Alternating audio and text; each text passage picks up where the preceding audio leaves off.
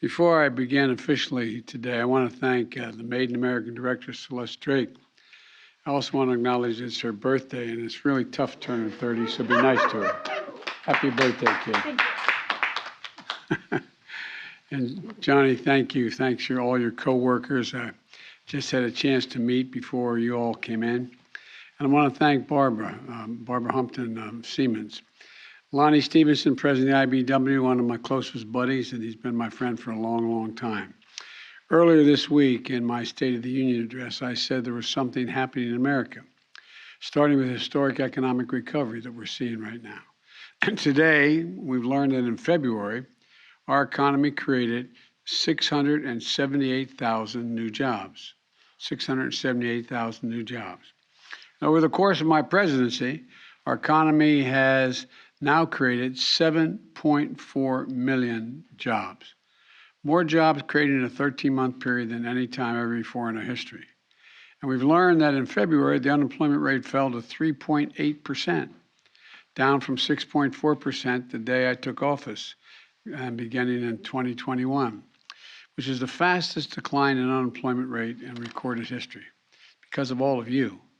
And by the way, before the American Rescue Plan passed, the Congressional Budget Office didn't project our unemployment rate to hit 3.8% at any time over the entire decade. Americans are back to work. Yes, family budgets are still tight, but a lot of Americans are getting paychecks this year more than they got last year, and restoring the dignity of work so they can show up at work with some pride. You know, job gains in February were broad-based across sectors, from construction to retail to manufacturing to leisure and hospitality.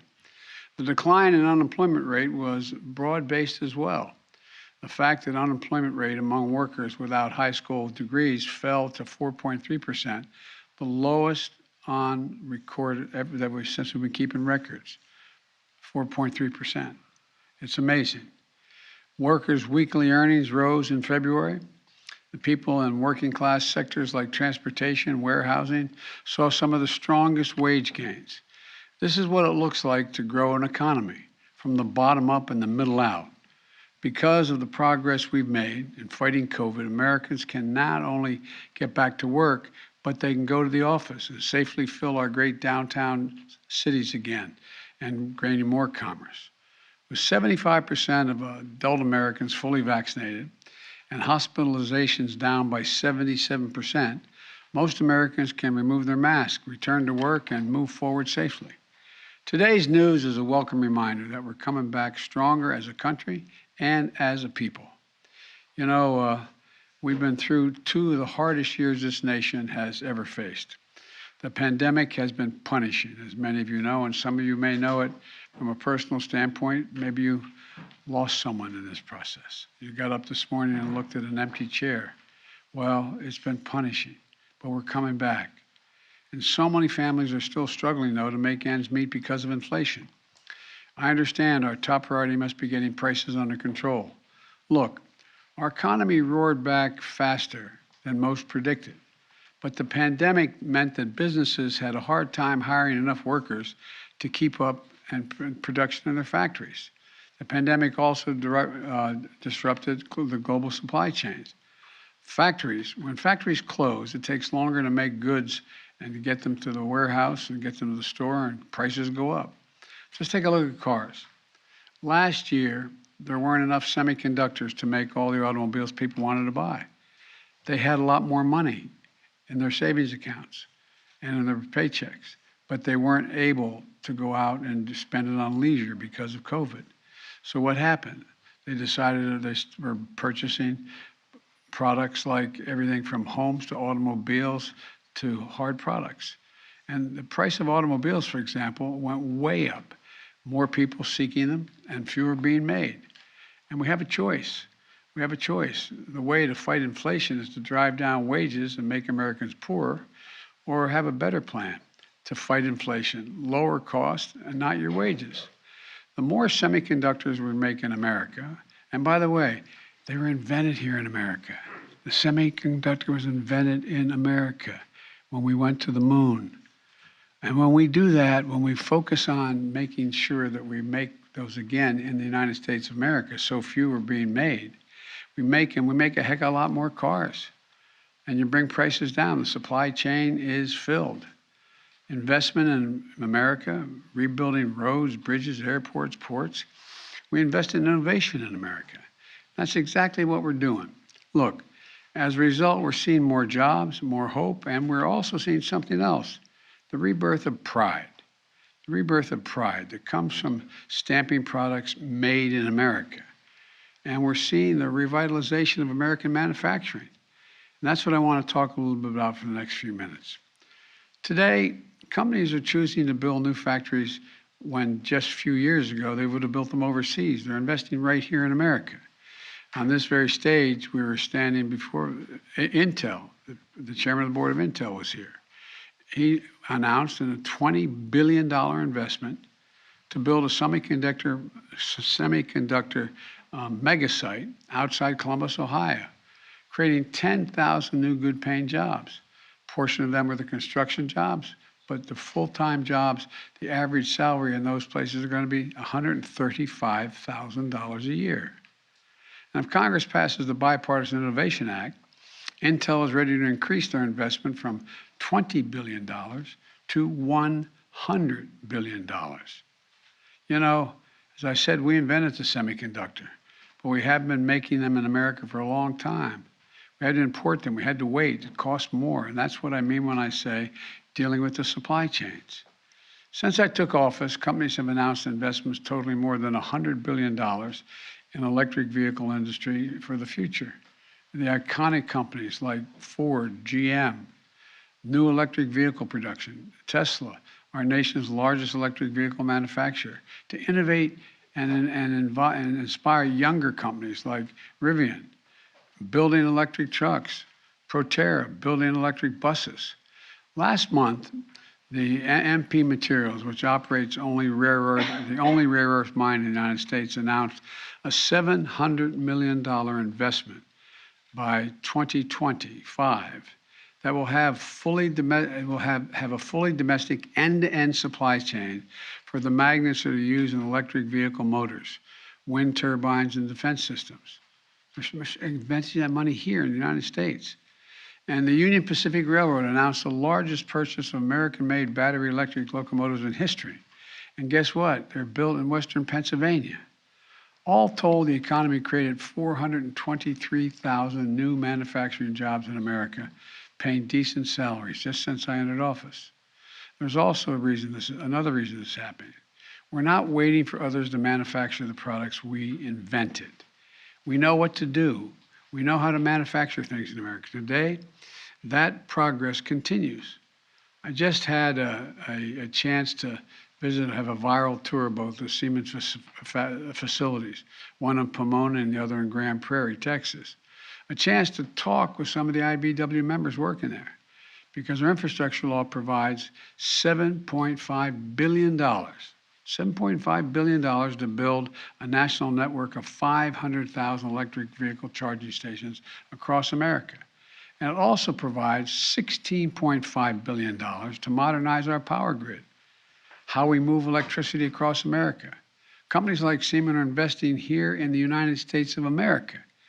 And you just heard from Barbara, Siemens is announcing a $54 million investment to upgrade and expand those facilities in Texas and California that develop high-tech, high-value electrical equipment that is used in electric circuitry, switchboards, electric vehicles, chargers out on the highways, and data centers. This announcement alone is going to create 300 new good-paying, cutting-edge manufacturing jobs. Folks, America's coming back. It really is. In addition, Siemens will be building an entirely new facility to make charging equipment for electric vehicles. The location of that facility will be announced later this year. I don't know where it is, so don't ask. A lot of my colleagues in the Congress are going to be saying, Joe, where's it going to go? I don't know. But it's going to be in America and help us continue to grow our clean energy economy. Look, folks, when I ran and got elected, I said I wanted to rebuild America. This is what I was talking about. And we want to see a lot more stories like this one. So when the taxpayers' dollars to rebuild America, that's what they are, taxpayers' dollars, we're going to buy American, buying American products to support American jobs. And by the way, these are the best products in the world.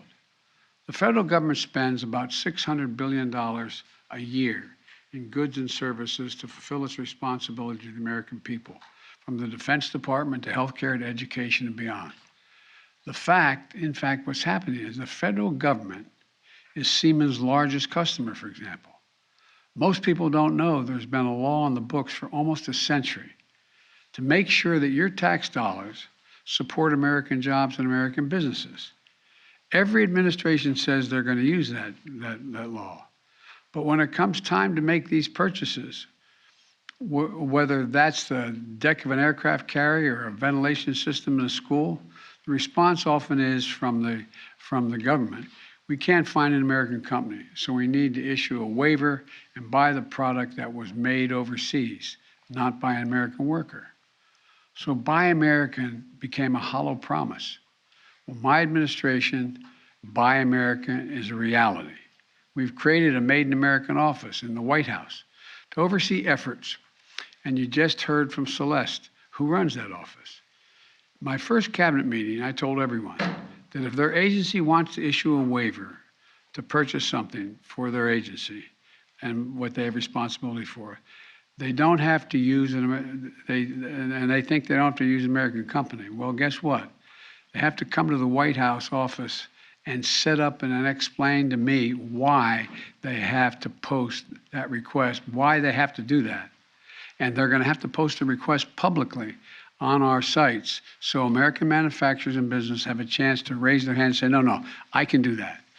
Here, I can do that in my shop, in my town. Today, we're going even further. I'm announcing the biggest change in the Buy American Act in 70 years. Right now, if you're a manufacturer in a product that gets purchased by the federal government, the law says that has to be substantially all of that product should be made in the United States. But because of loopholes over time, you know what substantially all means when I took office? If 55% is made in America, it's substantially all. To me, 55% isn't substantially all, it's slightly over half. Today, we're issuing a rule to raise the amount of domestic content required to be considered made in America from 55% to 75%. Substantially all is going to start meaning substantially all. And today we're also announcing a new framework for critical products where we know we need stronger, more resilient domestic supply chains. We saw during the pandemic that supply chain disruptions can put American lives and livelihoods at risk. You know, when we needed the most, we were short on masks, gowns, gloves, ventilation, and other essential health products we had to buy abroad. So we're creating a new price preference. What this means is that if we're identifying some product that is so critical to our national security, health, or resilience, that we're going to create rules that allow us to pay a little more for them if they're made in America. We're talking about things like semiconductors, some pharmaceutical agreements, advanced batteries, among other things. It's worth it for us to ensure that we have a domestic capacity to protect us from shortages and price spikes in the future.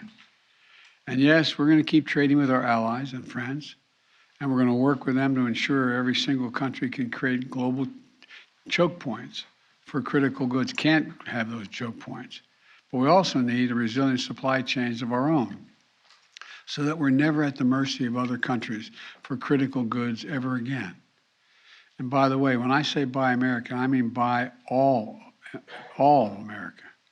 I want to increase the share of federal spending in goods and services that go to small businesses in America, the backbone of our country. Last year, I released a plan to increase the number of contacts that go to small disadvantaged businesses by 50% by 2025. This means more contracts will go to Black, Brown, Native American, women-owned, veterans-owned small businesses in every state and territory, in every industry from services to manufacturing to agriculture. Already we're seeing success.